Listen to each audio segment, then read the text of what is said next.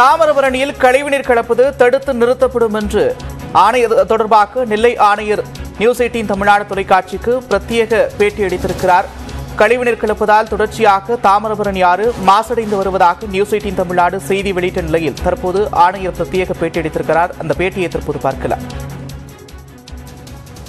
திருநெல்வேலி கால்வாயிலிருந்து நிறைய தண்ணீர் போய் கழிவுகள் போய் கலக்குது. நமக்கு தண்ணி இல்லாத சூழல் இருக்குது. இப்போ அதை தடுப்பதற்கான வழி என்ன வச்சுருக்கோம்?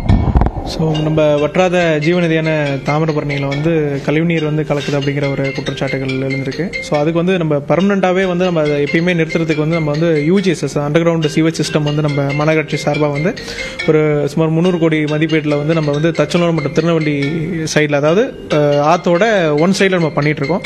ஆற்றுக்கு இந்த சைடில் 663 கோடி ரூபாயில் இப்போ டெண்டர் வச்சு அந்த ப்ராசஸ் போயிட்டுருக்கு. ஸோ கம்ப்ளீட் ஒன்ஸ் யூஜிஎஸ்எஸ் சிஸ்டம் கம்ப்ளீட்டாக வந்துடுச்சு அப்படின்ற பட்சத்தில் எல்லா இதுவுமே ஆல்ரெடி எக்ஸிஸ்டிங் யூஜிஎஸ்எஸ் நம்ம சிட்டியில் இருக்கு. பட் நம்ம அதுக்கப்புறம் நம்ம பாப்புலேஷன் க்ரோத்னாலையும் வீடுகள் அதிகமாக வந்ததுனாலையும் எக்ஸ்டென்ஷன் ஏரியாக்கள் வந்ததுனாலையும் அந்த ஏரியாக்கள்லாம் போட்டு அதையும் நம்ம கலெக்ஷன் பண்ணி நம்ம ராமியம்பட்டி டம்பே கொண்டு போகலாம் அப்படிங்கிற ஒரு திட்டம் இப்போ மதிப்பீடு போட்டு பண்ணிட்டு இருக்கோம்.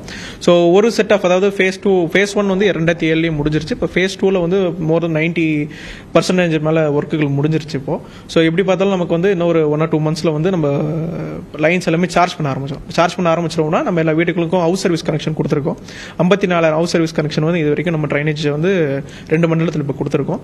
அந்த கனெக்ஷன்ஸ்ல நம்ம எல்லாத்தையும் வீடுகள் டைரக்டா கனெக்ட் அந்த பைப்ஸ் கொண்டு நம்மளோட எஸ்டிபி கொண்டு போற மாதிரி நம்ம இப்போ ரெடி பண்ணியிருக்கோம். எஸ்பெஷலி அந்த ஆத்து ஓரங்களில் இருக்கிற வீடுகள்லாம் நீங்களே கூட பார்த்துருப்பீங்க. ஸோ அது என்ன பண்ணுறதா, தண்ணி போய், அதாவது மழைநீர் விழுந்து மழைநீர் அந்த ஓடையில் போய் ஆற்றுல கலக்க வேண்டிய இடத்துல அதுவும் போயிட்டு இருக்கு. ப்ளஸ் இதையும் ஒரு சில பேர் பண்ணுற இந்த தவறுனால இதுவும் போய் கலக்கிற மாதிரியான ஒரு விஷுவல் நம்ம பார்க்க முடியுது.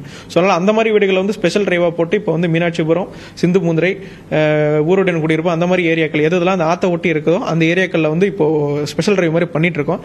ஸோ நமக்கு 40க்கும் மேற்பட்ட நம்மளோட தொழிலாளர்கள் இந்த மாதிரி யாராவது எந்தெந்த வீடுகள்லாம் ஸ்ட்ரைட்டாக ஸ்டாப் வாட்டர் ட்ரெயினில் கனெக்ட் பண்ணிருக்காங்களோ அதை இப்போ கட் பண்ணிட்டு அவங்களுக்கு ஃபைனும் பண்ணிட்டு இருக்கோம். அதே சமயம் அவங்க மாற்று ஏற்பாடாக டீசென்ட்ரலைஸ்ட் எஃப்எஸ்டிபி அந்த மாதிரி விஷயங்களை அவங்க கலெக்ட் பண்ணுறதுக்கும் பண்ணிட்டு இருக்கோம். தொடர்ச்சியாக இது குறித்த கூடுதல் தகவலோடு களத்திலிருந்து செய்தியாளர் சிவமணி இணைப்பில் இருக்கிறார். சிவமணி, தொடர்ச்சியாக தாமிரபரணி ஆறு மாசடைவது தொடர்பாக களத்திலிருந்து செய்திகளை பகிர்ந்து கொண்டு வரீங்க. இப்போ ஆணையர் பேட்டி அளித்திருக்கிறார். அடுத்த கட்ட நகர்வுகள் என்னவாக இருக்கும்? நிச்சயமாக, அதாவது திருநெல்வேலி மாநகராட்சி பகுதியில கலக்கக்கூடிய கழிவுகள் தடுத்து நிறுத்தப்படும். அடுத்த 2 மாதங்கள் இந்த கழிவுகள் தடுத்து நிறுத்துவதற்கான வாய்ப்புகள் அதிகமாக இருப்பதாக மாநகராட்சி ஆணையர் நமக்கு பிரத்யேகமாக பேட்டியளித்திருக்கிறார். அடுத்த 2 அல்லது 3 மாதங்கள்ல இதற்கான வாய்ப்புகள் இருப்பதாக தெரிகிறது.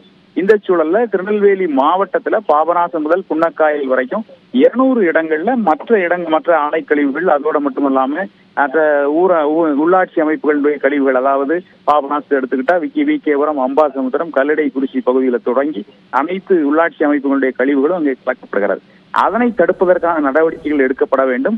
அதை எவ்வாறு முறைப்படுத்துகிறார்கள் என்பது குறித்த தகவல்களை நம்ம அடுத்தடுத்து பெறுவதற்கான முயற்சியில் இருக்கோம். முழுவதுமாக தாமிரபரணி ஆறு கழிவுகளை கலக்காத ஆறாக மாற்றுவதற்கான அனைத்து நடவடிக்கைகளையும் அரசு எவ்வாறு எடுக்க வேண்டும் அப்படிங்கிறத குறித்த அந்த செய்திகளை தொடர்ந்து எடுத்துக்கிட்டே இருக்கோம். இந்த சூழல்ல கழிவுகள் கலக்காமல் அந்தந்த உள்ளாட்சி நிர்வாகங்கள் எவ்வாறு நடவடிக்கை எடுக்குங்கிறது அடுத்த கட்ட நடவடிக்கை எடுக்க நம்ம தயாராக இருக்கிறோம். நன்றி சிவமணி, விரிவான விவரங்களுக்கு.